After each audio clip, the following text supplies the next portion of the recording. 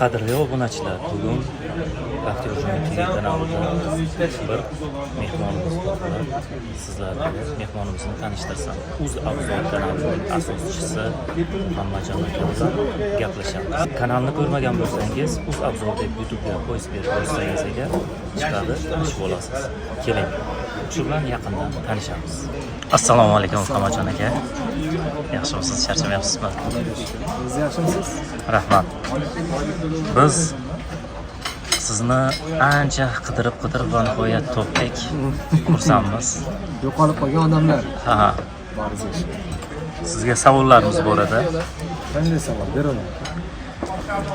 Avtomobilga qiziqish qachondan boshlangan? Avtomobilga qiziqish qachondan boshlangan? Avtomobilga qiziqish menimcha shu aqlimni taniganimdan boshlangan. Aqlimni taniganimda bilamanki Birinchi YouTube'ga joylagan videoyingiz qaysi va nima haqida edi mavzusi? Birinchi YouTube'ga yuklagan videoyim qaysi va nima haqida? Ha. 2016-yil oktyabrda, 1-oktyabrlar atrofida edi. Agar adashmayotgan bo'lsam, 1-noyabr bo'lsa, где-то shu 1-oktyabr bo'lishi kerak. Google kartadan Sputnik rejim qilishdi ko'rsatib, O'zbekistondagi uyda, Rossiyada bo'lganmi shu misol bo'lgan. Rossiyadagi turib, O'zbekistondagi uyni tomidan, tepasidan uyda ko'rishni ko'rsatganman. Kartadan ko'rish. Kartadan ko'rish, uyga qanaqa qilib borishni ko'rishni o'rgatganman. Va birinchi video. Yana bir videoyingizni ko'rib qoldik. Sariq futbolkada Rastamoshka haqida gapirgansiz. 13-video. Sariq futbolkada Rastamoshka haqida. U shu uzog'i 20-30 video. Ungacha videolar bo'lgan. Oybek Rayimberdiyev bilan bir ikkita duet videolar bo'lgan. Boshqa bir narsalarni o'rgatish bo'lgan, har xil layfhaklar bo'lgan, telefon obzorlar bo'lgan. Boshida Rastamoshka videosi shu 30-lar atrofida. Yaqinda video joylabsiz, Yevropadan keldik deb. U yerda avtomobil bozori haqida nima deya olasiz? Bozor narxlari, qaysi avtomobilga ehtiyoj yuqori yevropaliklar uchun? Yevropadagi avtomobil bozori va avtomobillar narxlari va qaysi avtomobilga ehtiyoj ko'p. Yevropani deyarli ko'p joyda bo'ldim. Aytolmayman hammasi. Lekin ko'p joyda bo'ldim. Deyarli 70% deydigan bo'lsak, hamma joyda har xil. Bularning ichida eng nimasi shu yuqori. Masalan, bizda ham aytishimiz mumkin, O'zbekistonda ham ko'proq shu o'zimiz mana shu GM mashinalarida ham biz qarab yuramiz. Va qarab yuradigan va oldini oladigan va oldini minadiganlar Germaniya. Niderlandiya bilan Belgiya ham qimmat mashinalar. Ichida eng qimmat va eng oxirgi va eng qimmatni minadigan bu Shveysariya. Shveysariya davlatida arzon mashina ko'rmaysiz. Germaniyada ko'rasiz. Bitta Golf ko'rasiz. Italiyada Serob. Arzon va arzon mashinalar. Sitsiliya oroliga borganimda qimmat mashina yo'q. Faqat to'kilib ketgan arzon, prostoy, Golf, mana Spark, Matiz bor, shunaqa. Bozori qanday muhit? U yerda bozor yo'q. Bozor bor, avtosalonning o'zida. Avtosalonga olib borib eski mashinani topshirib, yangi mashina olaverasiz. Xuddi bizda ham trading yo'lga qo'ydik-ku. Avtosalonga borib eski mashinani sotib olasiz. Avtosalondan eski mashina olaverasiz. Sotib olasiz. Qo'yil. Misol uchun eski mashinasini sotmoqchi bo'lsa ham avtosalonga yetib topshiradi yevropaliklar. Yo'q. Nafaqat eski mashinasini faqat через avtosalon orqali sotadi. Yo'q. O'zi ham uyda sotadi. Kanalni ochish g'oyasi qayerdan kelgan? UzAvzor kanalini ochish g'oyasi. UzAvzor kanalini ochish g'oyasi. Birinchi asli UzAvzor bo'lmagan. Tilloch Ali Talabodiyev, Bochimbek Alquziyevich. Uchala ism familiyadan Talabodiyev familiya, Lochinbek ism, Aliquzich O'chitva. Uchalasidan birinchi bo'g'inlarini olib qo'ygan. Poyezdga kirib qiyin. Birovga aytsam, tillochalik desam, nima dedi. Keyin men xohlaganman, mashina obzor qilishni emas, texnika obzor qilishni. Telefon, naushnik, texnika. Bitta bu uy texnikalari. Lekin ham qandaydir 2 marta telefon sotib olganman. Sotib olib qaytarib sota olmaganman. Obzor qilganman, video surat qilganman, sota olmayapman. O'zimni pulimga olganman. 20 ming rublga, 22 ming rublga o'sib ketdi. Keyin bo'lib pul yo'q bo'lgan 18 oy. Keyin mashinalarni sotib Telegram paydo bo'lgan mahal o'sha paytda Telegramda kanal, gruppa paydo bo'lgan mahal. O'sha paytda Telegram gruppa qilganmanda, keyin o'ylaganman, to'xta, shuni videosini qilsam bo'ladi. Video qilib keyin bozorga chiqib qarasam, nomni o'zgartirishni osonroq. Keyin o'z obzor deb yozganlarda obzor bo'lsa ruscha bo'ladi, ruslar bo'ladi, obzor o'zbekchasiga obzor eshitiladi, oson turib, aql buzib yozganman. Atayadi. O'sha bo'yicha shu o'z obzor. Shu qolib ketgan. Ha, shu. Keyin yana bir savol tug'ilyapti. Mana Lochinbek dedingiz, keyin odamlar masalan sizni ko'pchilik Muhammadjon deb taniydi. Ikkita ism qaysi birini endi nima deydi? Qaysi birini nima uchun tanlagansiz? Qarang. Pasportimda, hujjatimda, diplomimda, pravoda hamma joyda Lochinbek. Chet elda ham Lochinbek. Hamma joyda. Muhammadjon meni ota-onam ajrashib ketganligi sababli, meni onam olib ketganligi sababli meni ismimni dadam qo'ygan. Dadam Lochinbek qo'ygan va men 6 oy mobaynida yig'lab injina qildim. Ya'ni dadamni uyiga ketaman. Dadam endi boshqa xonadon almashgan bo'lgan. Men 8 oylik 1 yoshlik chaqaloq bo'lgan. O'sha paytda keyin Muhammadjon deb chaqirishni boshlashdi. O'shandan opam, ayam Muhammadjon chaqiradi. Shunda endi o'zi asli Tilloch Ali bo'lganda, men o'zimni Lochinbek deb tashlagan. Va men Lochinbek bo'lganman. Hattoki men musofirda ham Rossiyada Lochinbek bo'lganman. Hamma joyda. Bozorda qanday Muhammadjon nomi keyin kelib mashina bozorga chiqishni boshlagandan keyin qandaydir uydaman. Opam bor. Opamga yoqmaydi. Ko'rgisi kelmaydi, eshitgisi kelmaydi, yoqmaydi, yomon ko'radi. Keyin shu ijtimoiy tarmoqqa obunachilar, menda ikkita ism bor. Birinchisi Lochinbek, ikkinchisi Muhammadjon. Qaysi biri aytsa, qaysi biri udobli, qaysi biri nima qilsa aytsa, hamma Lochinbek deydi. Muhammadjon. Muhammadjon. O'shandan keyin Muhammadjon. Lekin uyda meni hozir ham Muhammadjon deyishadi. Va men opam bilan yashayman. Dadam Lochinbek deydi. Dadam ko'p. Juda yaxshi. Avtomobil bozori hozirgi kunda qanchalik o'zgardi? Avtomobil bozori hozirgi kunda qancha darajada o'zgardi? Men juda ham xursandman. Faqat o'sish bo'lyapti. Faqat o'sish, orqaga qaytish emas. Xudoga shukr. Haligi ba'zi birovlar aytishi mumkin, mashina narxi qimmatlab ketdi, mashina narxi tushib ketdi, arzonlab ketdi. Yo'q. Hozir avvallari endi o'ylab qarasangiz, bundan hozir necha 2026-yil bo'lsa, 10 yil yoki 15 yil, 2011-yilda siz misol uchun Lacetti avtomashinasini $20,000 sotib olgansiz. Hozir $20,000 pulingizga siz Malibu sotib olasiz. Bunday sotib olasiz sanabda. Kia K5 sotib olasiz. Ozgina yurgan. Lekin u nima desam bo'ladi? O'sha paytda buni Lacettiga, hozirgi Lacettiga solishtirgan taqdirimizda ham jantiradi. 2 barobar, 3 barobar komfortli, ishonchli, tortishi yaxshi, mashina stabil. Ya'ni unaqa qo'ymaydigan mashina. Tushunasizmi? Lekin o'sha Lacetti o'sha paytda 20 ming bo'lgan, hozirgi 10 mingga tushib ketdi. Misol, yana bitta misol keltiraman shekilli. Men 91-yilsiz. 91man. 7 yoshligimda nonga o'chirib turganimizni eslayman. To'g'ri. 5 yoshligimda, 6 yoshligimda. Chunki ocharchilik bo'lgan, mustaqillikdan keyingi davr. To'g'ri. Hozir non tarqatilyapti. Har qanday odam Navoiyga, Noqishloqqa borib, nonni och qoldi desa, yarimta nonni qiynaladi. Va non sirob. Bepul ham hatto tarqatilyapti. Ro'zada ko'rdik. Ro'za oylarida juda ko'p joyda ko'rdik. Yoki hali ham bor, har juma non bepul. Demoqchimanki, bu o'sish. Xudoga shukr va shukrona. To'g'ri, Yevropachalikka ketmadi-ku. Yevropa ichiga qarab ketyapmiz. Xudoga shukur, korzinkalar, Xudoga shukur, havas magazinlar, boshqa targ'ib sentrlar, makrolar hammasida men Yevropani ko'rgan odam sifatida aytaman, biriga bir hamma narsa bor. Ansor, daymasa. Keldim, 20 kundan keyin bitta shokoladni ko'ryapman, men bu shokoladdan yo'q deb o'ylab O'zbekistonga olib keldim. To'g'ri, puli qimmat. Qimmat, to'g'ri. Buni tan olaman, lekin bor. Bu o'sish. To'g'ri.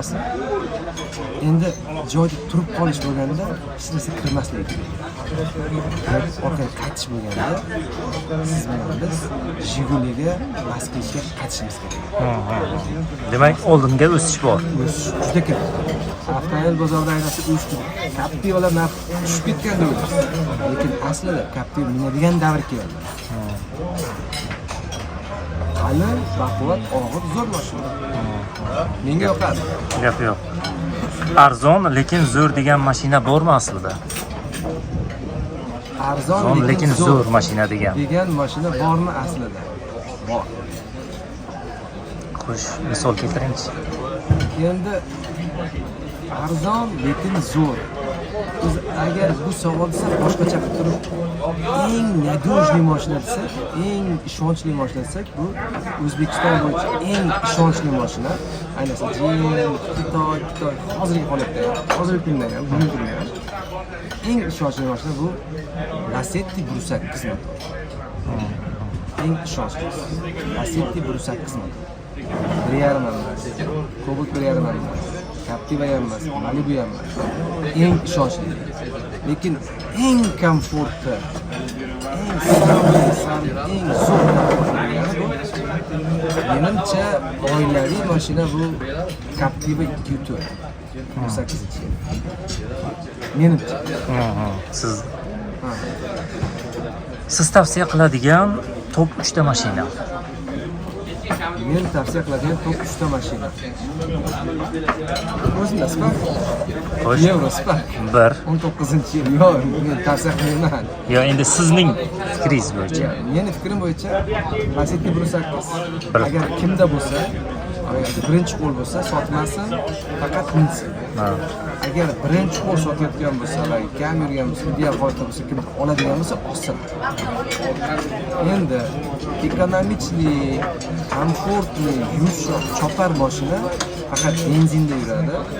Metan propan qo'yish kerak emas. Shu mashinaga bu Malibu 2. Malibu 2. Именно turbo motor, 9 talik коробка, Premier. XT ham 8 talik kitayskiy.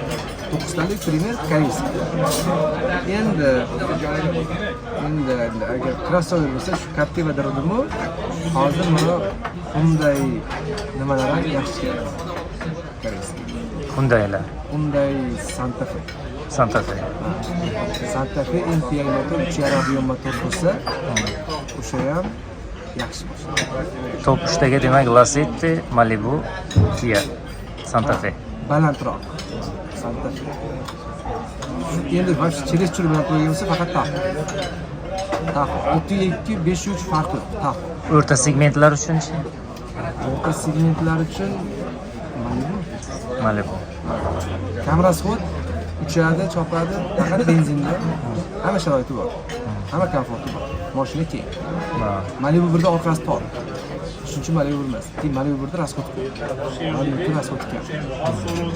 Danliga 5.5 расход qiladi. Oldida faqat minishni bilsangiz. Minishni bilmasangiz 20 ta qiladi. Demak, minishga ham bog'liq. 100%, 1000%. Yo'q. Agar mashinalar gapira olganda qaysi model eng ko'p shikoyat qilgan bo'lardi? Agar mashinalar gapira olganda qaysi model eng ko'p shikoyat qilgan bo'lardi? Nexia. Nimamga legendaman deb shikoyat qilgan bo'lardi. Nimamga? Kechasi yorita olmaydigan farangami, tormozni bosib chiyilib olib urishimgami, yoki tortolmay motorimni yeyishimgami, yoki orqamda tog'ligigami? Nimamga maqtanaydim Nexia'ga jalva qilgan bo'lar. siz Nexia 2 dedingiz, men hozir xayolimdan o'tkazdim. Matiz'ni aytadilarmi desam. Yo'q, Matiz yo'q. Matiz ayollarning mashinasi, qizlarning mashinasi, maktab o'quvchi bolalarning mashinasi, birinchi mashina. Matiz joni qattiq mashina. To'g'ri, hadovoy tez ketishi mumkin, bor bo'lishi mumkin, metanda yuraveradi, lekin Matizda ham farasi Nexia 2dan yaxshi-da. Kechasi. To'g'risi ham. Keyin Matiz Nexia 2 tez yurmaydi. Tormoz olsangiz to'xtaydi. To'g'ri. Keyin tez isiydi salonni Matizda. Juda tez isiydi salonni. Elektromashinalarga o'tish haqida fikringiz qanday? Elektromobillarga o'tish. Ha. Zamon talabi. Zamon talabi elektromobillarga o'tish kerak. Lekin hozir O'zbekiston sharoitida shaxsan men fikrim gibrid yaxshi. Gibrid yaxshi. Elektromobilga o'tish mumkin. Qachonki uyingizda 10 kilovatlik yoki 20 kilovatlik solishli panel bo'lsa, xomda, uyingizda elektr energiyasi manbai doimiy bo'lsa, akkumulyatoringiz ko'p bo'lsa, uyda zapas, misol quyosh energiyasi kelyapti, uni zapasga yig'yapti. Ana shundan siz elektromobilingizni zaryad qilsangiz mumkin. Agar uynikiga ishonadigan bo'lsangiz, Toshkent sharoitida, Toshkent shaharda muammo yo'q. Hamma joyda to'ldirib ketaverasiz. Pul to'lasangiz bo'ldi, 1800 so'm, 200 so'm, 2200 so'm. Hamma joyda har xil. Lekin uyingizni o'zingiz solishli panelingiz bo'lsa, sizga son tushadi, arzon tushadi, ishonchli tushadi. Faqat bitta no tarafi elektrga bog'lanib qolasiz. Yo'q, gibrid olsangiz, benzin bo'lsa, masalan, o'zimga yoqtiribdi, hozir BYD Seal 6. 65 litr benzin bilan 2020 km yuradi. Reklama. 1800 so'm. Ana bor 1,5 ming yursin, 65 litrga. Juda ham shikolat. Lasetti 65 litrlikda misol 1.8 normalniy minsa, bemalol bir 8 talar rasxod qilsa 800 km yetadi. U 1600 km, 1,5 ming km. 2 barobar. Tushunyapsizmi? O'shanday gibrid yaxshi. Gibrid. Kim bo'lib qishloq, viloyat, O'zbekiston, Toshkent shahar emas. Shuni Toshkent tashqarisida faqat gibrid. Toshkent shahrida elektr bo'lishi mumkin. Sababi uyda ham yoqib ketaverasiz. Universal demoqchisizda. Hadi. Misol BYDlar 3 kilovat, 300 vattgacha nagruskani ko'taraveradi, motorni yoqib qo'ysangiz. Ha. Hammasi farqli. To'g'ri. UzAbzor kanalini 5 yildan keyin qanday ko'rasiz? UzAbzor kanalini 5 yildan keyin qanday ko'rasiz? UzAbzor kanalini 5 yildan keyin yana o'sha 1,80,000 obunachi ko'raman. Sababi kanalni 2 marta izlanmagan. Ikkinchisida mumkin emas video yuklangan. Shu boisda men tillakroqqa ola olmadim. Shundan meni yana bir ko'nglim qoldi. Aslida hozir UzAbzorlar deb yangi kanal ochganman. Ana shu kanalni 5 yildan keyin kamida 10 million podpischik ko'raman. Nasib. UzAbzorlar faqat. UzAbzorlar Xudo xolasa hozir 3 yildan ochdi. Ochganiga o'zi bir hafta bo'ldi. Bizni ham kanallar reklama qilib keting endi shu yerda. Baxtiyorjon TV. Baxtiyorjon TV. Obuna bo'lib qo'yinglar. Yana boshqa blogerlardan kira olishadi. Yosh va yangi avtoblogerlarga qanday maslahat berasiz? Buning soha juda qiyin. Juda qiyin. Tushunib boshlash kerak, tezda boshlash kerak. Juda qiyin. Ko'payib ketdilar. Men chiqqan hech kim yo'q edi. U zamonlarda. Mayli, karvon ko'p biz bo'lak. Yoshlarga maslahatingiz? Yoshlarga maslahatim. Yoshlar, sizlardan iltimos o'qinglar. Men haligi katta gapirishga yo'ymanglar. Maqtanishga yo'ymanglar. Yevropani ko'rib, aylanib, o'ylanib, yurib, uyi, eshigi, derazasi, mashinasi, yeyishi, ichishi, turishi, sotib olishi, kiyinishi hamma yo'lni ko'rib men bitta narsani tushundim. Bu yoq O'zbekistonda yaxshi bo'lishi mumkin. Faqat ular uchun yaxshi. Biz uchun emas. Lekin ular o'sha yerda o'zlari uchun yaxshi qilganligi sababi o'qiganligida. Agar siz, men bu yerda turib o'qisak, borib ko'ramiz, kelamiz qilamiz yoki yangi ishni yaratamiz, ular bizdan olib ketishadi. Shuning uchun o'qish kerak. Imkoni boricha minimum til, ingliz tili, rus tili va hokazo. Xitoy tili misol. Xitoy tili ham dunyoda o'rnini egallab qolyapti. Xitoy tili. Endi indiyskiyni naqd bersa, lekin ingliz tili bilan Xitoy tilini o'rganib qo'ygan bola yoki kelajak avlod hech qachon kam bo'lmaydi. Minimum til. Bo'lmasam har qanday sohada eng zo'ri bo'lsin, hech qachon kam bo'lmaydi. Rahmat, ajoyib suhbat bo'ldi. Obzor kanali asoschisi Muhammadjon aka, Lochinbek Islom Muhammadjon aka bizdan qanday qulay bo'lsa, mana bugun Baxtiyorjon TV kanalida mehmon bo'ldilar. Bizni kuzatishni davom eting. Obuna bo'lib qo'ying.